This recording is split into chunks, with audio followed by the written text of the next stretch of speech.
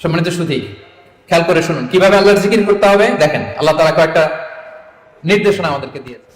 আল্লাহ তাআলা একটা আয়াতে বলেছেন, ফাযকুরুল্লাহা কামা আল্লামাকুম মা লাম তাকুনু তা'লামুন।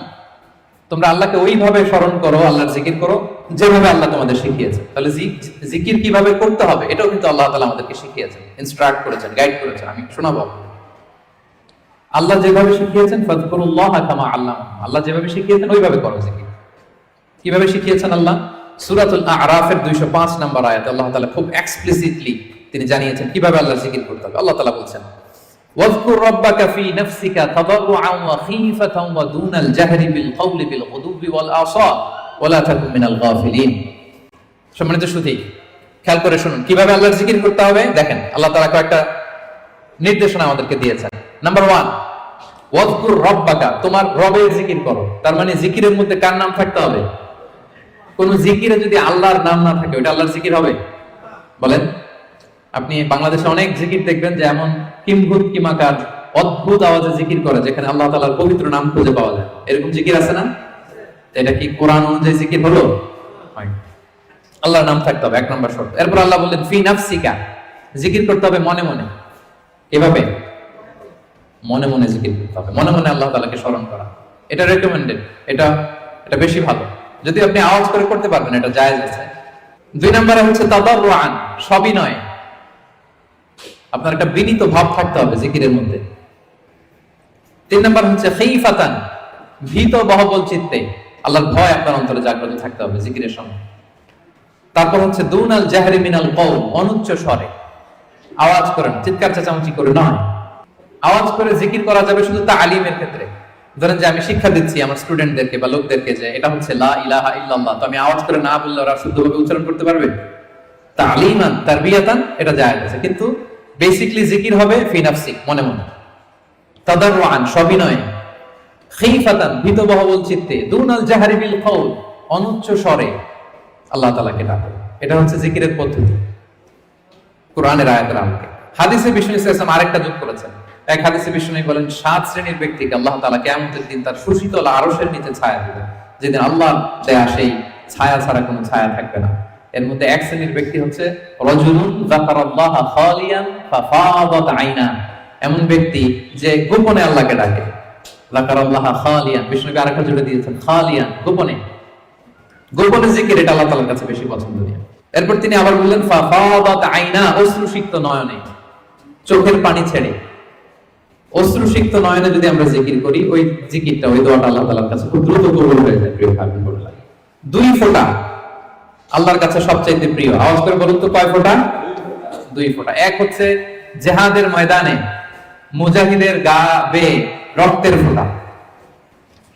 জিহাদের ময়দানে মুজাহিদের শরীর থেকে ঝরে পড়া রক্তের ফোঁটা আল্লাহর কাছে বড় প্রিয়। 2 নাম্বার হচ্ছে অনুতপ্ত বান্দার চোখের পানির ফোঁটা। একজন বান্দা তার কৃতকর্মের জন্য অনুতপ্ত হয়ে যখন কাঁদে, অশ্রু বিসর্জন দেয়, তার চোখের পানি তার চোখ বেয়ে, তার নাক বেয়ে জমিনে ড্রপ করার আগেই আল্লাহ এই বান্দাকে মাফ করে দেয়। তাহলে মুজাহিদের রক্তের ফোঁটা আর অনুতপ্ত বান্দার চোখের পানির ফোঁটা আমার কাছে খুব প্রিয়। বিশ্বনবী তাই বললেন, রাজুলুন যাকারাল্লাহা খালিয়ান ফাফাদাত আইনা, এমন ব্যক্তি যে গোপনে আল্লাহকে স্মরণ করে আর অশ্রুসিক্ত নয়নে। তাহলে জিকির কিভাবে করব? মোটামুটি একটা পিকচারাইজেশন হয়েছে না? হ্যাঁ, ওয়াযকুর রাব্বাকা ফি নাফসিকা, মনে মনে জিকির করুন। তাদাররুআন, সবিনয়ে। খীফাতান, ভীত বহবল চিত্তে। দুনাল জাহরি বিল কওল, অনুচ্চ স্বরে। আর হাদিসে এসেছে খালিয়ান, গোপনে। ফাফাদাত আইনা, অশ্রুসিক্ত নয়ন। এভাবে যদি আমরা আল্লাহ তাআলাকে স্মরণ করি, এভাবে যদি আমরা কায়মনোবাক্যে আল্লাহকে ডাকি, এভাবে যদি আল্লাহ তাআলার কাছে চাই, আল্লাহ তাআলা এই দৃশ্যটা দেখতে করতে পছন্দ করেন। তাহলে জিকিরের পদ্ধতি সবার কাছে ক্লিয়ার? এর বাইরে যে লম্ফজম্ফ দিয়ে অদ্ভুত কিম্ভূত কিমাকার আওয়াজ করে জিকির করলে এটা হবে? ওটা কোরআন সুন্নাহর সাথে সাংঘর্ষিক হবে। এভাবে জিকির করা যাবে। সুস্পষ্ট আল্লাহ তাআলার পবিত্র বরকতময় নাম বোঝা যেতে হবে এবং গোপনে অনুচ্চ স্বরে নীরবে আল্লাহ তাআলার নামকে জপতে হবে। এবার দ্য কোশ্চেন অ্যারাইজেস, কোন জিকিরটা করব? জিকির তো অনেক, কি বলেন? আমরা একটু জেনে নেই যে সবচাইতে শ্রেষ্ঠ জিকির কোনটা। কেউ কি জানেন সবচেয়ে শ্রেষ্ঠ জিকির কোনটা? হ্যাঁ, সুবহানাল্লাহি ওয়া বিহামদি। আর একটু বলেন, আওয়াজ করে, সাহস করে বলেন। লা ইলাহা ইল্লাল্লাহ, এটা চলে আসছে। এটা সবচেয়ে শ্রেষ্ঠ জিকির।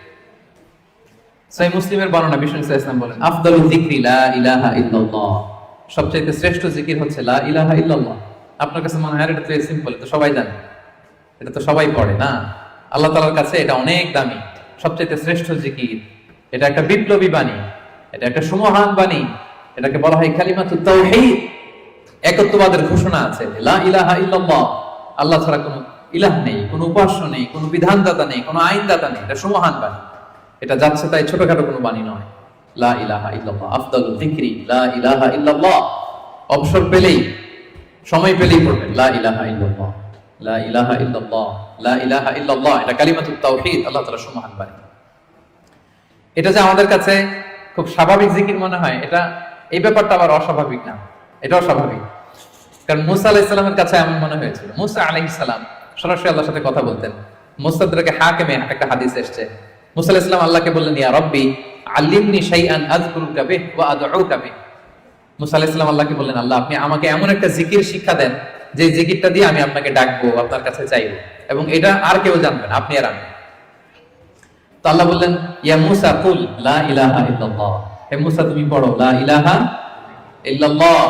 মুসা আলাইহিস সালাম বললেন ইয়া রাব্বি কুল্লু ইবাদিকা ইয়াকুলু হাদা, হে আল্লাহ আপনার সব বান্দাই তো এটাই পড়ে, লা ইলাহা ইল্লাল্লাহ তো সবাই জপে, সবাই পড়ে, আমি তো স্পেশাল কিছু চেয়েছিলাম। ইন্নামা উরিদু শাইআন তাখুসুনি বি, আমি এমন কিছু চেয়েছি যেটা স্পেশাল, এটা এই নামে আমি ডাকবো আর আপনি জানবেন, আর কেউ জানবে না, স্পেশাল একটা জিকির আমাকে শিক্ষা দেন। তখন আল্লাহ তাআলা বললেন ইয়া মুসা লাউ তাদাউ লা ইলাহা ইল্লাল্লাহ ফি কাফফা, মুসা তুমি যদি লা ইলাহা ইল্লাল্লাহকে মিজানের এক পাল্লায় রাখো, ওয়া তাদাউস সামাওয়াতু সাবউ ওয়াল আরাদিন ফি কাফফা, আর সাত আকাশ আর সাত জমিন যদি আরেক পাল্লায় রাখো, লা রাজাহাত কাফফাতু লা ইলাহা ইল্লাল্লাহ, মুসা মুহূর্তেই লা ইলাহার পাল্লাটা ভারী হয়ে যাবে। সুবহানাল্লাহ। এটা যেন তেন কোনো কালিমা নয়, এটা বিপ্লবী বাণী, এটা সুমহান বাণী। এখানে ওয়াননেস অফ গড, আমি যে এক, একক, অদ্বিতীয়, অতুলনীয়, ইউনিক, এটার ঘোষণা দেয়া হয় লা ইলাহা ইল্লাল্লাহ। আল্লাহ ছাড়া কোনো ইলাহ নেই, আল্লাহ ছাড়া কোনো উপাস্য নেই, এটা সাধারণ কোনো বাণী নয়। তাহলে মুসা আলাইহিস সালামের মনেও প্রশ্ন জেগেছিল এটা, যে আল্লাহ স্পেশাল দোয়া শিখান। আল্লাহ বললেন লা ইলাহা ইল্লাল্লাহ, উনি বললেন সবাই তো এটা পড়ে। তখন আল্লাহ বললেন এটা এত দামি, মিজানের এক পাল্লায় লা ইলাহা রাখলে আরেক পাল্লায় সাত আকাশ সাত জমিন রাখলে লা ইলাহার পাল্লা ভারী হয়ে যাবে। তাহলে আমরা লা ইলাহা ইল্লাল্লাহ এটার জিকির বেশি বেশি করব, কি বলেন? আসুন আমরা কয়েকবার পড়ি লা ইলাহা ইল্লাল্লাহ, লা ইলাহা ইল্লাল্লাহ, লা ইলাহা ইল্লাল্লাহ। আরেকটা হাদিসে এসেছে রাসূল সাল্লাল্লাহু আলাইহি ওয়াসাল্লাম বলেন আহাব্বুল কালামি ইলাল্লাহি আরবা, আল্লাহর কাছে সবচেয়ে প্রিয় কথা চারটি। বলুন তো কয়টি? চারটি। আল্লাহর কাছে সবচেয়ে প্রিয় কথা চারটি। এক হচ্ছে সুবহানাল্লাহ, দুই হচ্ছে আলহামদুলিল্লাহ, তিন হচ্ছে লা ইলাহা ইল্লাল্লাহ, চার হচ্ছে আল্লাহু আকবার। সুবহানাল্লাহ, আলহামদুলিল্লাহ, লা ইলাহা ইল্লাল্লাহ, আল্লাহু আকবার। এই চারটা কথা আল্লাহর কাছে সবচেয়ে প্রিয়। কোন সিকোয়েন্স রাখা লাগবে না, যেভাবে মন চায়। রাসূল সাল্লাল্লাহু আলাইহি ওয়াসাল্লাম বলেন লা ইয়াদুরুকা বিআইয়িহিন্না বাদাতা, যেটা দিয়ে তুমি আগে শুরু করবে অসুবিধা নেই। আগে পড়তে পারেন লা ইলাহা ইল্লাল্লাহ, আগে পড়ুন সুবহানাল্লাহ, আগে পড়ুন আল্লাহু আকবার, আগে পড়ুন আলহামদুলিল্লাহ, কোনো সমস্যা নেই। তাহলে আল্লাহর কাছে সবচাইতে প্রিয় কথা কয়টি? চারটি। এটা আমরা জেনে গেলাম, সুবহানাল্লাহ, আলহামদুলিল্লাহ, লা ইলাহা ইল্লাল্লাহ, আল্লাহু আকবার। আচ্ছা, সহিহ বুখারীর সর্বশেষ হাদিসটা শুনাই। বিষ্ণু ইসলাম বলেন কালিমাতান হাবিবাতান ইলা রহমান, দুটি বাক্য আছে দয়াময় আল্লাহর কাছে খুব প্রিয়, এই বাক্য দুটো, কিন্তু খাফিফাতান আলাল লিসান, জিহ্বায় উচ্চারণে এটা বেশ হালকা পাতলা। সাকিলাতান ফিল মিজান, কিন্তু মিজানের পাল্লায় উঠালে এটা অনেক ওজন হবে। এর এক হচ্ছে সুবহানাল্লাহি ওয়া বিহামদিহি সুবহানাল্লাহিল আযীম, সুবহানাল্লাহি ওয়া বিহামদিহি সুবহানাল্লাহিল আযীম। এটা পারেন না আপনারা? আজকের এই যে আলোচনা তো রেকর্ড হচ্ছে, আপনারা আমাদের সোশ্যাল মিডিয়া হ্যান্ডেলে সার্চ করলে পেয়ে যাবেন। আমি উচ্চারণ সহ বলে দিচ্ছি প্রত্যেকটা, আমরা যেন এগুলো মুখস্থ করে নেই। দুটি বাক্য আল্লাহর কাছে খুব প্রিয়, বড্ড প্রিয়, কিন্তু জিহ্বায় উচ্চারণ একেবারে very simple, very easy and smooth, কিন্তু মিজানের পাল্লা রেখে দিলে অনেক ভারী হয়ে যাবে। সুবহানাল্লাহি ওয়া বিহামদিহি সুবহানাল্লাহিল আযীম। তারপরে আর কোন নামে জিকির করব? আল্লাহর 99টি নাম ধরে আল্লাহকে ডাকবো। আল্লাহর 99টা সুন্দর সুন্দর নাম আছে। কুল ইদউল্লাহ আও ইদউর রহমান আইয়াম্মা তাদউ ফালাহুল আসমাউল হুসনা, আল্লাহকে আল্লাহ বলে ডাকো কিংবা রহমান বলে ডাকো, তবে জেনে রাখো আল্লাহর অনেকগুলো সুন্দর সুন্দর নাম আছে। কয়টা নাম? সহিহ বুখারীতে এসেছে ইন্না লিল্লাহি 99 ইসমা মিআতান ইল্লা ওয়াহিদা, আল্লাহর 99টা নাম আছে। মান আহসাহা দাখালাল জান্নাহ, যে এই 99 নামকে মুখস্থ করবে, এটাকে হৃদয়ে ধারণ করবে, এর যে হক আছে আদায় করবে, আল্লাহ তাকে জান্নাত দান করবে। আল্লাহর 99টা নাম সুযোগ হলে মুখস্থ করবেন। আমাদের IIM এর প্রতিদিনের মর্নিং অ্যাসেম্বলি শুরু হয় আল্লাহর 99টা নাম জপে। খেয়াল করেছেন আপনারা? হ্যাঁ, একটা নাশিদের সুরে পড়ে সকালবেলা, নাকি ঘুমিয়ে থাকেন ওই টাইমে আপনারা? সকালবেলা 8টার দিকে, মোস্ট লাইকলি 8টার দিকে যখন দোয়া করে আমাদের মর্নিং অ্যাসেম্বলি শুরু হয় ইউআইতে, সেই তো আমি 13 সাল থেকে শুনতেছি আল্লাহর 99টা নাম জপে তারপরে officially the starting of the day এখানে হয়। আলহামদুলিল্লাহ। তো আল্লাহর নামগুলো ধরে যেন আমরা আল্লাহকে ডাকি, ইয়া আল্লাহ, ইয়া রহমান, ইয়া রহিম, ইয়া হাইয়্যু, ইয়া কাইয়্যুম। এভাবে আল্লাহকে ডাকলে আল্লাহ তাআলা বড় খুশি হন। এবং হাদিসে এসেছে আর রহমান আর রহিম এবং হাইয়্যু আর আল কাইয়্যুম এই নামগুলোকে ইসমে আযম বলা হয়েছে। এক সাহাবী এভাবে ইয়া হাইয়্যু, ইয়া কাইয়্যুম, ইয়া রহমান, রহিম বলে দোয়া করছে। এই দোয়া রাসূল সাল্লাল্লাহু আলাইহি ওয়াসাল্লাম শুনে বললেন, ওর দোয়া তো আছে, কবুল হয়ে যাবে, কারণ সে ইসমে আযম ধরে ধরে দোয়া করছে। সুবহানাল্লাহ ওয়া বিহামদিহি। ইসমে আযম হচ্ছে এমন আল্লাহর নাম, ইদা দুইয়া বিহি আজাবা, আল্লাহ এটা দিয়ে আল্লাহকে ডাকলে আল্লাহ ডাকে সাড়া দেয়। ওয়া ইদা সুইলা বিহি আ'তা, এই নামের বদৌলতে আল্লাহর কাছে কিছু চাইলে আল্লাহ দিয়ে দেয়। তাহলে এই নামগুলো ধরে আমরা আল্লাহ তাআলাকে ডাকতে পারি। কি বলেন? আল্লাহর 99টা নাম আমরা যেন মুখস্থ করি। সব শেষে বলবো আযকারুস সাবাহি ওয়াল মাসা, যেহেতু আমি যে আয়াত দিয়ে শুরু করেছিলাম সেই আয়াতের শেষে আল্লাহ বলেছেন ওয়াসাব্বিহু বুকরাতাও ওয়া আসীলা, তোমরা বেশি বেশি আল্লাহকে স্মরণ করো আর সকাল সন্ধ্যা আল্লাহর মহিমা, আল্লাহর প্রশংসা, আল্লাহর গ্লোরি এটাকে তোমরা বর্ণনা করো, আল্লাহর প্রশংসা, আল্লাহর মহিমা বর্ণনা করো সকাল সন্ধ্যা। সবসময় তো করবোই, বিশেষ করে সকাল সন্ধ্যা। এবং রাসূল সাল্লাল্লাহু আলাইহি ওয়াসাল্লাম ফজরের সালাতের পরে, মাগরিবের সালাতের পরে লম্বা তাসবিহ পড়তেন। ফজরের প্রত্যেক ফরজ সালাতের পরে বিষ্ণু সাল্লাল্লাহু আলাইহি ওয়াসাল্লাম তাসবিহ তো পড়তেনই, ফজর আর মাগরিব এই দুইটার পরে আরো দীর্ঘ সময় ধরে তিনি তাসবিহ পড়তেন। প্রত্যেক ফরজ নামাজের পরে রাসূল সাল্লাল্লাহু আলাইহি ওয়াসাল্লাম 3 বার ইস্তিগফার করতেন। সবচেয়ে সহজ, খুব সহজ একটা জিকির, আস্তাগফিরুল্লাহ, আস্তাগফিরুল্লাহ, আস্তাগফিরুল্লাহ। আপনারা পড়েন তো নাকি? ইস্তিগফারের অনেক ফজিলত, বেসিক 5টা ফজিলত বিষ্ণু বলেন, মান লাজিমাল ইস্তিগফার জাআলাল্লাহু লাহু মিন কুল্লি দীকিন মাখরাজা। ইস্তিগফার যে সব সময় পড়বে ও জীবনে আটকাবে না, বিপদে পড়লেই আল্লাহ যে কেলওয়ারের ব্যবস্থা করে দিবে, মানে ওয়ে আউট, এক্সিট। আপনি আটকাবেন না, আল্লাহ আপনাকে ওয়ে আউটের ব্যবস্থা করে দিবে। অমিন কুল্লি হাম্মিন ফারাজা, দুশ্চিন্তা থাকবে না আপনার জীবনে, অ্যাংজাইটি থাকবে না, চিন্তা মুক্ত করবেন। দুইটা গেল। ওয়ারযুকু মিন হাইসু লা ইয়াহতাসিব, এমন জায়গা থেকে আল্লাহ রিজিকের ব্যবস্থা করে দিবেন আপনাকে, আপনি কল্পনাও করতে পারবেন।